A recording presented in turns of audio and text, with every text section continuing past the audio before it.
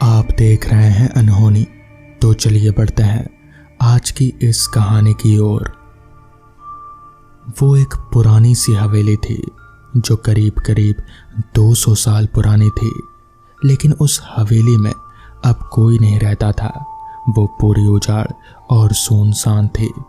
वक्त के साथ साथ समय बदलता गया और इस हवेली के काफ़ी दूर ही आसपास कुछ प्राकृतिक सुंदरता की वजह से पर्यटकों की भीड़ धीरे धीरे बढ़ने लगी। पर वो हवेली काफ़ी दूर था और हवेली बहुत बहुत अंदर उस जंगल की गहराइयों में। एक दिन वो करीब 4 दोस्त हैं जो उस जगह पर अपना कुछ समय बिताने के लिए आए थे। उन्हें ट्रैकिंग करना पसंद था, घूमना पसंद था, इसलिए आज वो इस हरे भरे पहाड़ पर ट्रैकिंग करने के लिए आए थे। काफ़ी देर तक घूमने के बाद वो शायद कुछ रास्ता भटक गए और ट्रैकिंग करते करते वो लोग काफ़ी अंदर तक चले गए, उस जंगल की गहराइयों में और अंदर। और फिर उन्हें दिखाई दी एक उजाड़ सुनसान खंडर में बदल चुकी एक हवेली, जिसके आसपास कोई इंसान तक नहीं था, जिसके आसपास जीवन का नामो निशान नहीं था। उस हवेली को देखते ही वो चारों दोस्त रोमांचित हो गए। उन्हें लगा कि ये कोई पुरानी सी हवेली है जिसे उन लोगों ने खोज निकाला। लेकिन सच तो ये था कि उन्होंने उस हवेली को खोजा नहीं था, बल्कि उस हवेली ने उन्हें खोजा था।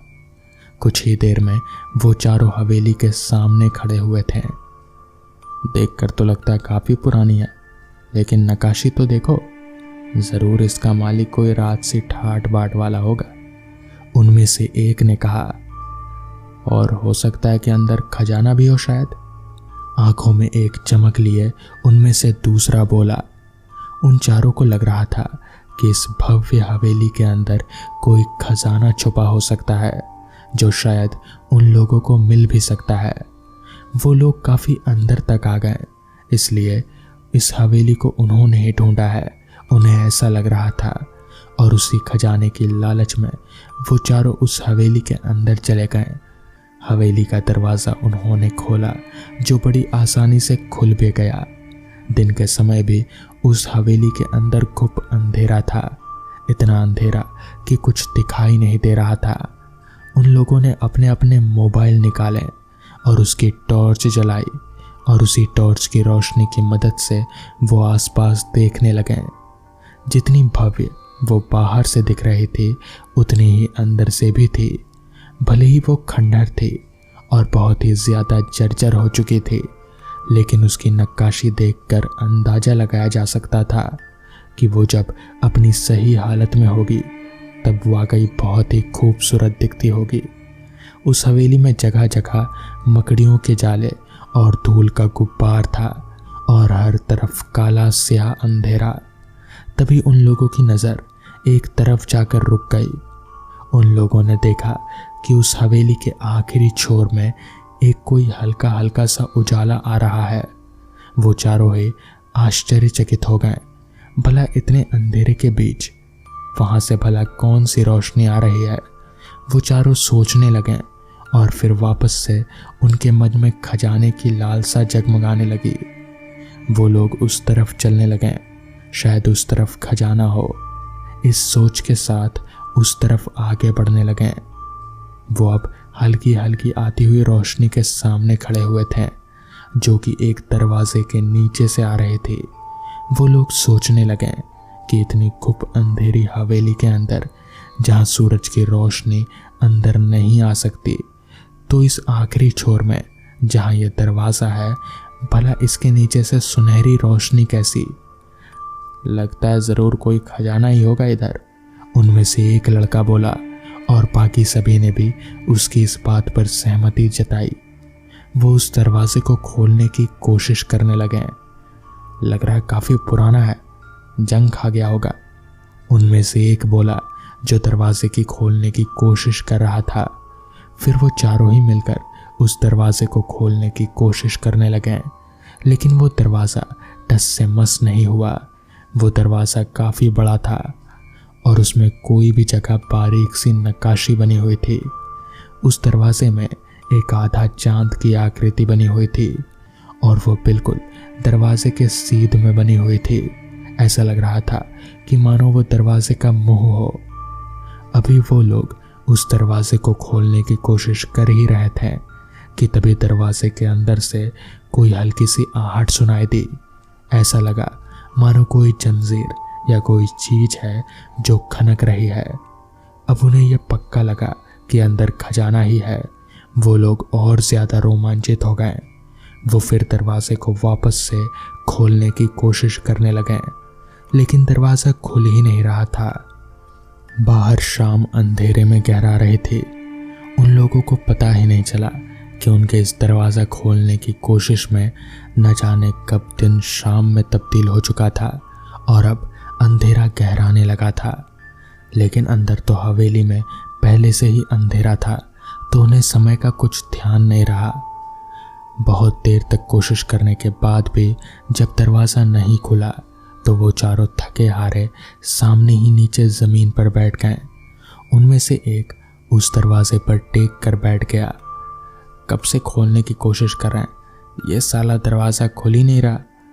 उनमें से वही जो उस दरवाजे पर टेक कर बैठा था, उसने दरवाजे को मुक्का मारते हुए कहा।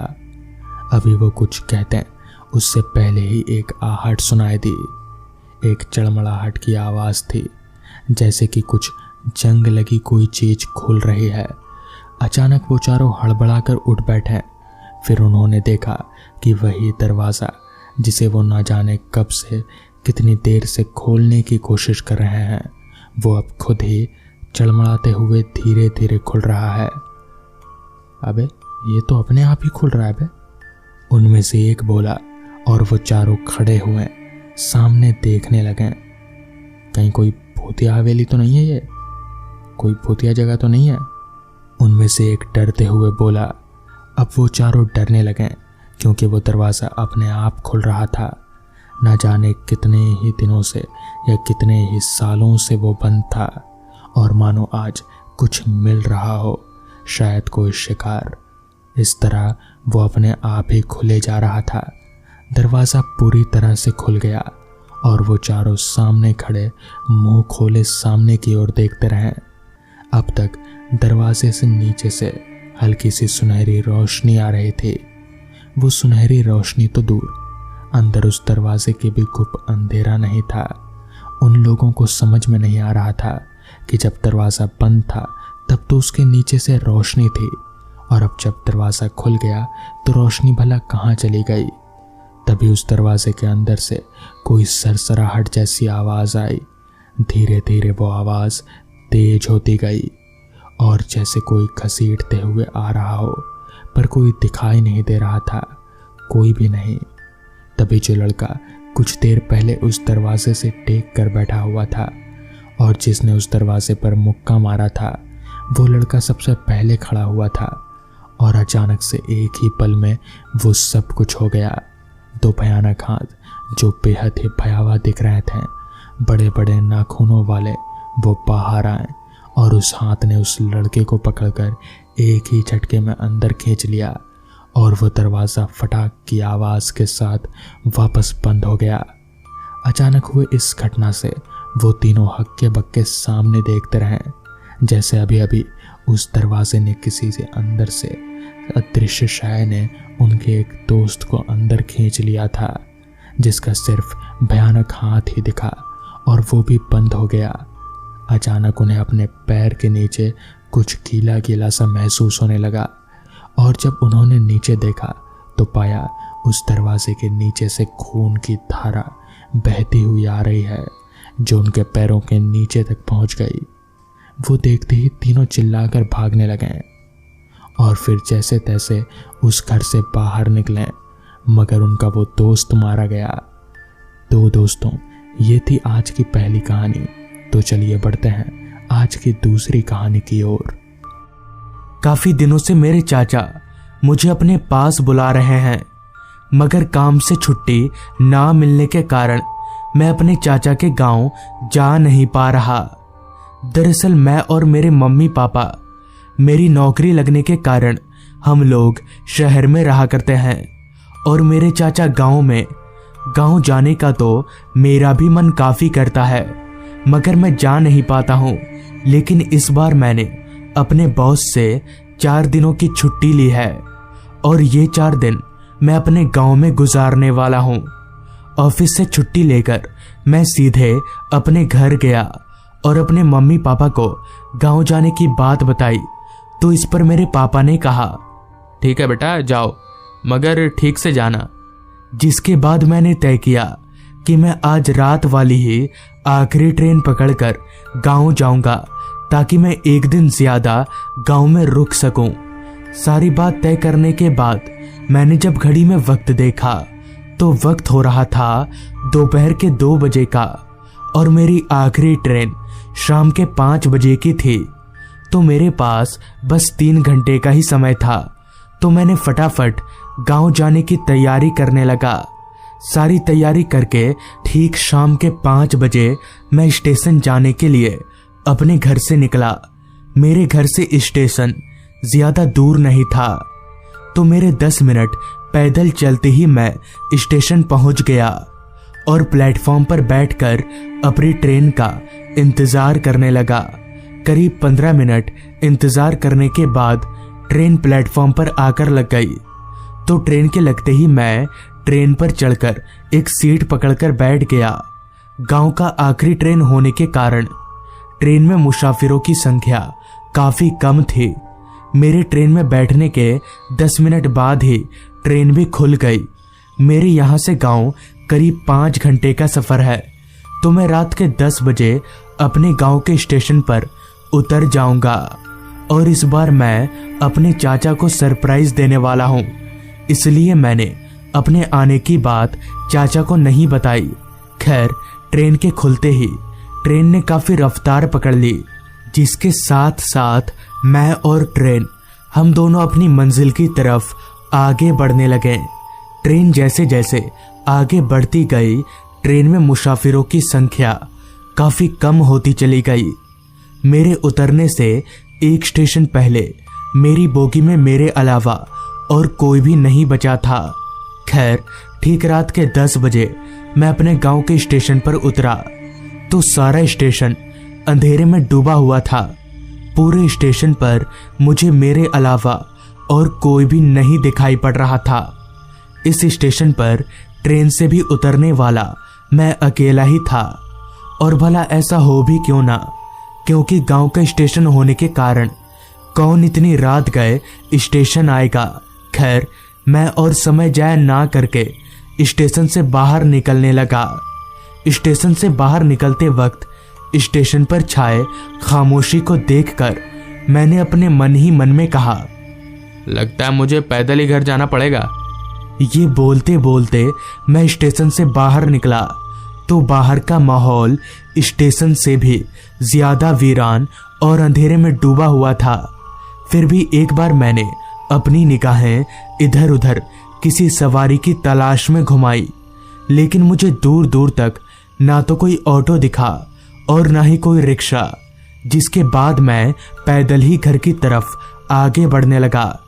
स्टेशन से मेरे गांव का घर 1.5 घंटे की दूरी पर था, तो मुझे अभी पैदल चलना पड़ेगा। ये सोचकर मैंने अपने चलने की रफ्तार बढ़ा दी। रास्ता इतना सुनसान था कि मेरे पैदल चलने की आवाज भी मुझे साफ साफ सुनाई पड़ रही थी। ऊपर से बीच बीच में आ रही रात कीड़ों की आवाजें उस माहौल को और भी ज्यादा सुनसान बना रही थी। रास्ते पर अंधेरा तो इतना छाया हुआ था कि मुझे अपना शरीर तलक भी ठीक से दिखाई नहीं पड़ रहा था और रोशनी का एकमात्र जरिया जो चांद थी, उसकी भी रोशनी रास्ते पर ठीक से पहुंच नहीं पा रही थी। घने जंगल होने के कारण कोहरा तो इतना फैला हुआ था कि आसपास का सारा माहौल धुंधला धुंधला सा पड़ गया था। खैर, अभी मैं अंधेरे और कोहरे को चीरता हुआ आगे बढ़ ही रहा था कि तभी अचानक किसी ने मुझे जोरदार धक्का दिया, वो भी इतना जोरदार कि मैं जमीन पर औंधे मुँह जा गिरा। मैं जमीन में गिरते ही मैंने जब पीछे मुड़कर देखा तो मेरे पीछे कोई नहीं था। मगर ये कैसे हो सकता है? अभी तो किसी ने मुझे धक्का दिया था, लेकिन मुझे धक्का दिया तो दिया किसने? ये सोचते हुए मैं उठा और अपनी निगाहें आसपास घुमाई तो आसपास भी मुझे मेरे अलावा और कोई भी नहीं दिखा। खैर, मैं काफी हैरान होकर वापस से घर की तरफ आगे बढ़ने लगा, मगर चलते वक्त बार बार मेरे जहन में एक ही सवाल दौड़ रही थी कि आखिर मुझे धक्का दिया तो दिया किसने?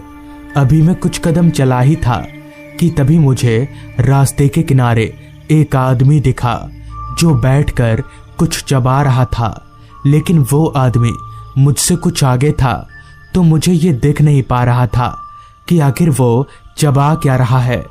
खैर, मुझे तो उसी तरफ जाना था तो मैं आगे बढ़ने लगा।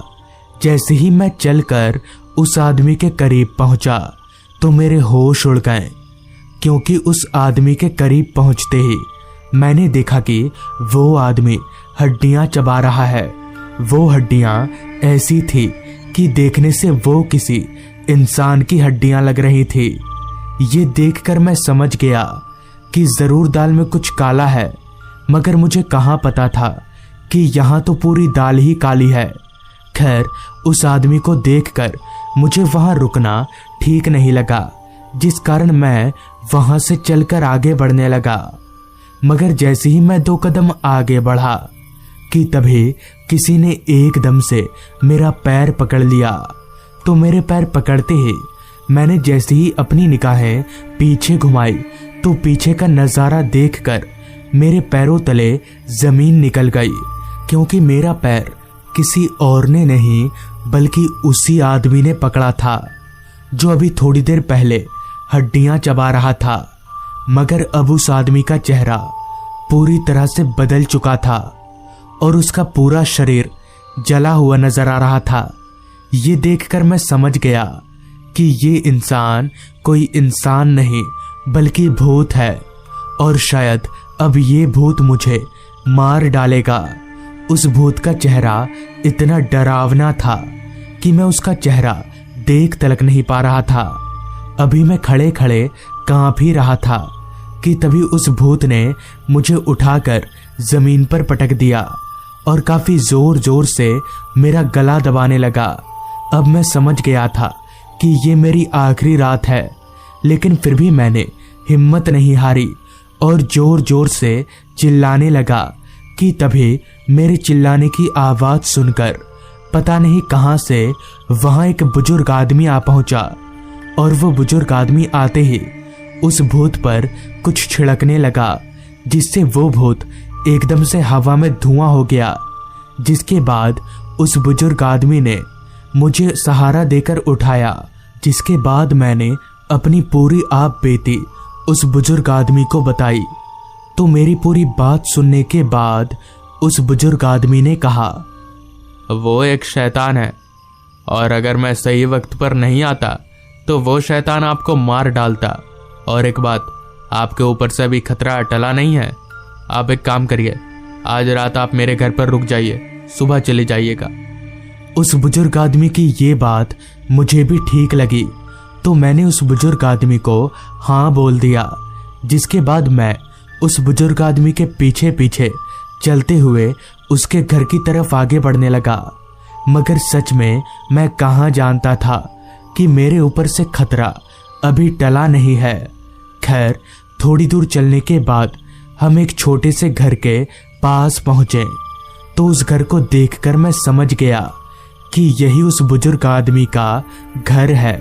जिसके बाद मैं चलकर उस घर के अंदर दाखिल हुआ, तो घर के अंदर का माहौल अंधेरे में डूबा हुआ था। बस एक हल्की टिमटिमाती मोमबत्ती ही घर के अंदर जल रही थी, जिस पर मैंने उस बुजुर्ग आदमी से कहा, चाचा, आप इस घर में अकेले रहते हैं? इस पर उस बुजुर्ग आदमी ने अपना सिर हाँ में हिलाया। घर के अंदर कुछ देर बैठने के बाद उस बुजुर्ग आदमी ने मेरा बिस्तर लगा दिया। काफी लंबा सफर तय करने के कारण बिस्तर पर लेटते ही नींद ने मुझे अपने आगोश में ले लिया। फिर मेरी आंख घर के अंदर हो रही काफी शोर से खुली, तो आंख खोलते ही घर के अंदर का माहौल देखकर मैं एकदम से हैरान हो गया, क्योंकि अब घर के अंदर काफी सारे बच्चे खेल रहे थे। मगर इतने सारे बच्चे अचानक घर के अंदर आए तो आए कैसे? वो बुजुर्ग आदमी तो बोल रहा था कि वो अकेले ही इस घर में रहता है। अभी मैं ये सोचकर हैरान हो ही रहा था कि तभी मेरी नजर वहां खेल रहे सभी बच्चों के चेहरे पर गई। तो उनका चेहरा देखकर मैं एक बार फिर जोर जोर से कांपने लगा, क्योंकि वहां मौजूद सभी बच्चों का चेहरा एकदम सफेद था और ना ही उन बच्चों की आंखें थी। ये नज़ारा देखकर मैं समझ गया कि इन बच्चों के साथ वो बुजुर्ग आदमी भी भूत है। मगर अब मैं करूं तो करूं क्या? इससे पहले कि वो बुजुर्ग आदमी आकर मुझे मार दे, मैं वहां से भागना ही ठीक समझा। मगर मैं जैसे ही भागने के लिए उठा तो वो बुजुर्ग आदमी एकदम से मेरे सामने आकर खड़ा हो गया। मगर अब उस बुजुर्ग आदमी का चेहरा पूरी तरह से कटा हुआ और उसकी आंखों से खून टपक रहा था कि तभी मैंने उस बुजुर्ग आदमी को एक झटके से धक्का दिया और वहां से भाग निकला। भागते भागते मैं उसी जगह पर रुका जहां मुझे 4-5 लोग दिखे। बाद में पता चला कि वो बुजुर्ग आदमी कब्र से मरे हुए बच्चों को निकालकर काला जादू करता था। जब गांव वालों को ये बात पता चली तो उन्होंने मिलकर उस बुजुर्ग आदमी को मार डाला। तो दोस्तों, ये थी आज की कहानी। अगर आपको ये कहानी पसंद आई हो तो चैनल को जरूर सब्सक्राइब कर लें। तो मैं आपका दोस्त आर्यन जल्द ही मिलूंगा आपसे ऐसी ही एक कहानी के साथ।